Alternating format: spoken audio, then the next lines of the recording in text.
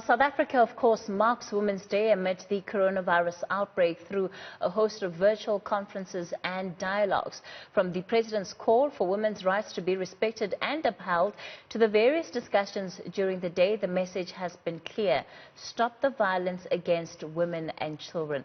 We're now joined by Sophia Williams-De Bruyn, who is the last surviving member of the leaders of that march in 1956. Let's take you to her. Ma'am Sophia, good evening. It's a pleasure to have you on the channel. Firstly, talk to me about this day, what it means in your own life, and perhaps some of the reflections that you've been going through. No, it's thank you, Cathy. It's a very emotional day, and it's a day also of reflection for us to see how we can do things better, as from where we came from, as to the way things were done during the era of my generation. And so we are here to recommit ourselves today and to explore and look at the way things have gone wrong in our country to bring us to this point where we have this outrageous gender-based violence and femicide. When you talk about it being an emotional day, perhaps expand a little bit on that for me. What are some of the emotions that you personally have been going through? Cathy, it's also emotions of joy, thinking of what we have achieved as a nation, where we've come from, and the struggles that women waged during the 50s against the apartheid regime, against all the ills of that time, the poverty and the excruciating pain of their suffering, of homelessness and all the ills. And today we are, although we have brought the vote and women are able to vote and they are able to enter the highest offices in the land without restrictions or discrimination, but there are these other issues and ills that are waiting, that have been plaguing the country.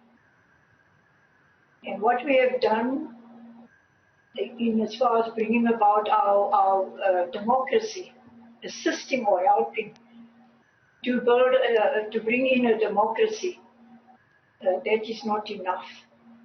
Not enough in the sense that things are not going right. Things are at the point where it seems to explode in the sense of gender-based violence. Why? So we are here in, pardon? No, go ahead, go ahead. So we are here together today to see what is it that we can do to eradicate gender-based violence and femicide and all the ills that are plaguing our country. When you look at the issue of gender-based violence and the extent to which it seems to be affecting women from every corner of this country, why do you think that there has been such a delay in getting progress on it? Why do you think that there doesn't seem to be any movement? Cathy, gender-based violence is I think it's a complex issue to address, and it needs all our efforts. And it needs all our efforts, not only government. It needs the efforts of civil society. It needs the efforts of the trade unions. It needs the efforts of the traditional leaders. We all need to come together, because government can't, I don't believe government can do this by itself. And from what I heard, the little bit that I heard today, of the President's address, that he says, I think if I remember properly, and it sounded very serious. His commitment sounded serious. And he said, I think he said something about a generation global campaign for the upliftment of women. And that it's not enough but to work together with other world leaders to achieve gender equality. So as much as government is trying, I think we all need to join hands and assist in fighting this scourge of gender-based violence. The patriarchy and the strong arm tactics of men is a lot of cause that man behaves in such a violent way. So the partnership should be strong between all these formations that I mentioned to work together to eradicate the femicide and the gender-based violence. When you look at part of what led women into the streets, women like yourself, to protest against the past laws, and what it is that you are fighting for, you've talked about women having achieved the right to vote, but I'm curious to know whether or not today and where we are as a society has fully been able to encompass what women like yourselves had been dreaming of.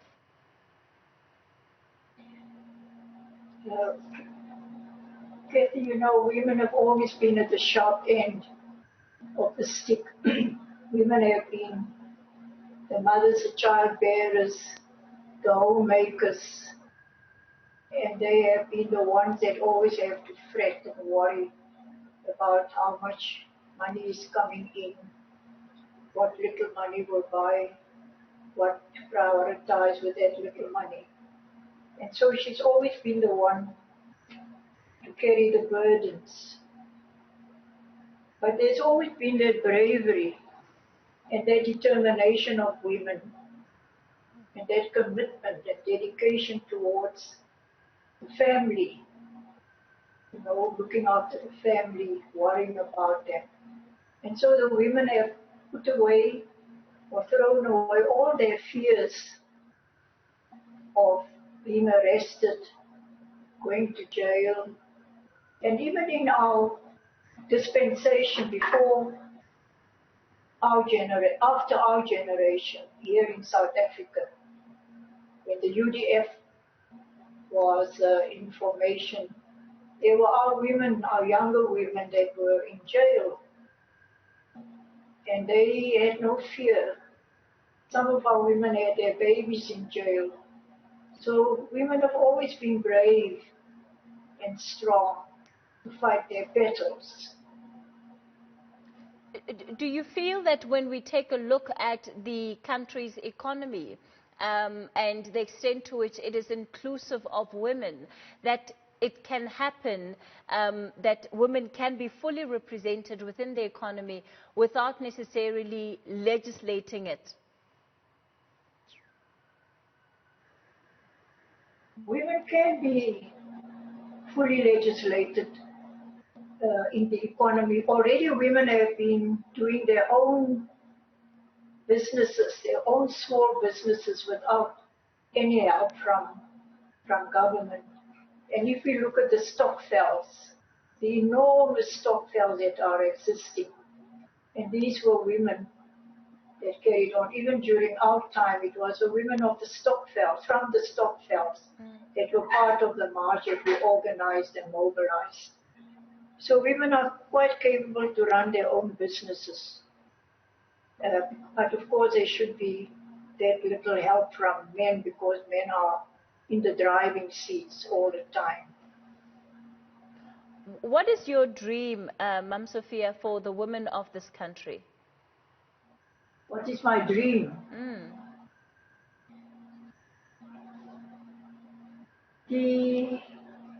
My wish for women of our nation is to be fully free of the burdens that are impacting on their lives now.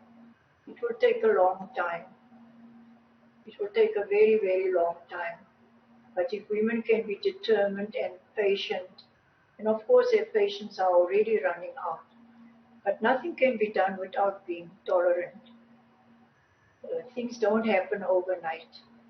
So as time goes on, we'll find that women will be their own masters. They will be able to own land.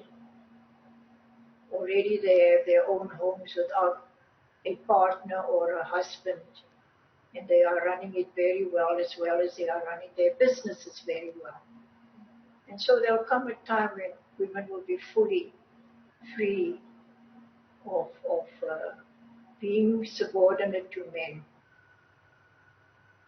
And when you talk about the need to remain persistent and to remain determined, what does it take to keep that level of energy up, especially in the midst of opposition and a feeling that things are simply moving too slowly? How did you do it? You know, women always have that inner strength.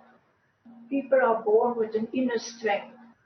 And the minute the strength saps or dissipates, new strength comes and new determination keeps them going. That is the human nature. And we are all born with that kind of nature. Some to a lesser extent than others, but it is within women. And there are other women to help up, to bear up the women that are a bit weaker, or their strength has failed them in a way. And there are these other sisters and other women that will bear them up and that will hook them in and walk with them, lift them up. And when they are slowly getting tired, there are always those women that will help them on, that will encourage them and ask them not to give up. Mm-hmm. Stay with us, don't give up, they would say to one another.